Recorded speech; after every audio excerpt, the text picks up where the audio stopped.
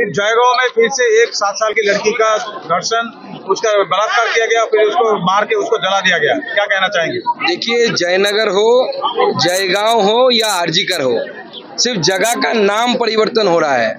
घटनाएं एक ही घटनाएं बार बार घट रही है, एक ही तरह की घटनाएं बार बार घट रही है। जब तक ये मुख्यमंत्री बैठा रहेगा, जो रेपिस्टों का सरपरस्त है, ऐसे मुख्यमंत्री जब तक बैठा रहेगा तब तक ऐसे घटनाएं बार बार घटेगी।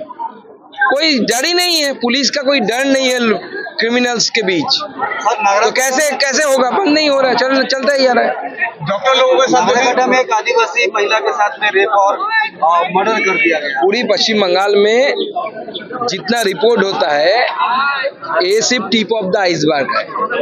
इससे बहुत ज्यादा इस तरीके की घटनाएं बार बार घट रही है, और ये हमारे मुख्यमंत्री जी की माइंड सेट के वजह से है, क्योंकि वो शुरू से ही जिन लोगों ने रेप किया है, ऐसे अपराधियों को बचाने के लिए हमेशा कोशिश की है, छोटी घटना बोल के टालने की कोशिश की है।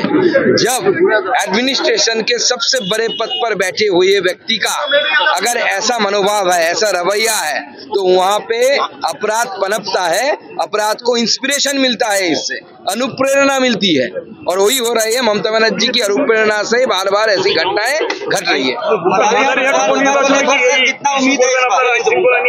मादारिहाट चुनाव में भी ये इशू में रहेगा, ये सब नहीं, मादारिहाट में तो ऑब्वियसली ये इशू में रहेगा। आपको क्या लगता है, ये रहना नहीं चाहिए कि हमारे लड़कियों के साथ, हमारे महिलाओं के साथ, हमारे माता बहनों के साथ एक के बाद एक बलात्कार की घटनाएं घट रही है, और बलात्कार के साथ मर्डर भी हो रहा है, जो हीनियस से हीनियस क्राइम बोला गया है, जिसमें मौत तक की सजा का प्रावधान है न्याय संहिता में। भारत की नई कानून व्यवस्था जो बनाई गई, नई न्याय संहिता जो बनाई गई, उसमें तो इसमें मुद्दा होना चाहिए। हर घर के लोगों को सोचना पड़ेगा आगे आने समय में, हमारे अगर बेटी बहू बेटियों को अगर हम रक्षा नहीं कर पाए तो किस मुंह से अगली बार दुर्गा पूजा के समय माँ दुर्गा के सामने खड़े होंगे? आप अपने घर के दुर्गा को बचा नहीं पा रही है और वोट दे रही उसी पार्टी को जाकर, जिस पार्टी ने आपके घर के दुर्गा को सुरक्षा देने में असमर्थ रहा। तो मुझे लगता है कि हमें हक नहीं होगा कि अगली बार माँ दुर्गा के सामने हाथ जोड़कर खड़े हो। মাদারিহাট চা কলয় সেখানে বন্ধ চা বাগান রয়েছে, প্রচুর শ্রমিক কর্মহীন। এইবার ভোটে তো সেই ইস্যুটা উঠে আসছে, কি বলবেন আপনারা? দেখুন, আমরা তো জানি যে পশ্চিমবঙ্গে চা বাগান বন্ধ, শ্রমিকরা কর্মহীন, এগুলো কোনো ইস্যুই না।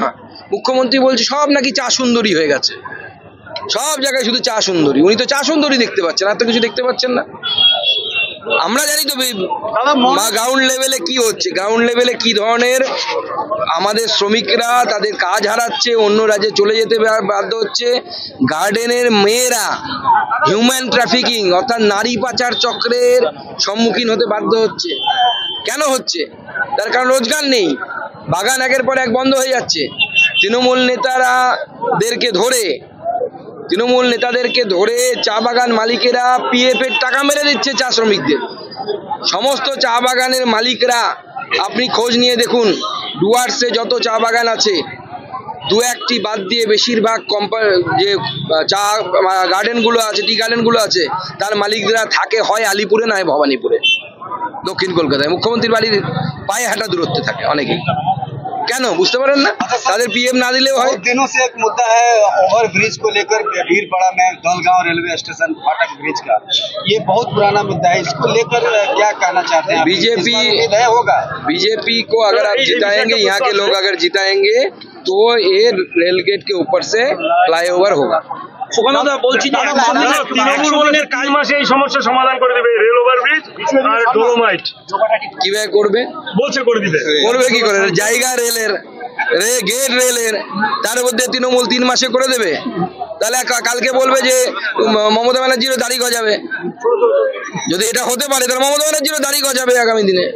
मादारिहाट क्षेत्र में गोरखा कम्युनिटी को इस बार कैंडिडेट नहीं देने से वो लोग आक्रोशित है, क्या इससे आप लोग को वोट में प्रभाव पड़ेगा कि नहीं पड़ेगा? देखिए, गोरखा भाई हमारे अपने हैं। गोरखा मूलतः राष्ट्रभक्त होते हैं, नेशनलिस्ट माइंडसेट के होते हैं, और देश के लिए गोरखा रेजिमेंट का जो कंट्रीब्यूशन है वो कोई भी नकार नहीं सकता। और देश में अगर कोई एक नंबर राष्ट्रभक्त पार्टी है वो बीजेपी है। इसलिए गोरखा, राष्ट्रभक्त गोरखा भाई बहन और बीजेपी, ये राष्ट्रवादी पार्टी, इन दोनों का जो संबंध है ना, वो अद्भुत संबंध है, ये नारी का जोग बंगाली में बोलते हैं हम, उसका जोग है। हम उनसे बात करेंगे, गिला शिकवा है, लेकिन हम उनके कंट्रीब्यूशन को गोरखा समाज के कंट्रीब्यूशन को हम मानते हैं। गोरखा आइडेंटिटी को हम एक्नॉलेज किए हैं। हमने राजू बिष्ट जैसे सांसद बनाए हैं गोरखा कम्युनिटी से, और सिर्फ यही नहीं, गोरखा पूरे देश के हिसाब से, कम्युनिटी के हिसाब से उनका परसेंटेज को ध्यान में रखते हुए उनका आइडेंटिटी को हमने परिचय देते हुए हमारे राष्ट्रीय युवा मोर्चा, उसके जनरल सेक्रेटरी यानी राष्ट्रीय महामंत्री के जैसा पद हमने राजू बिष्ट जैसे एक गोरखा को दिया है। तो गोरखाओं से भारतीय जनता पार्टी का अंतरात्मा का जोगाजोग है, कनेक्शन है। तो हम बात करेंगे, राजू बिष्ट जी को मैंने जिम्मेदारी दी है पार्टी की तरफ से, वो गोरखा भाइयों के साथ बात करेंगे। मुझे आशा है कि गोरखा भाई हमारे साथ आएंगे और उनका वोट हमें चाहिए और हमें मिलेगा, मुझे पूरी आशा है।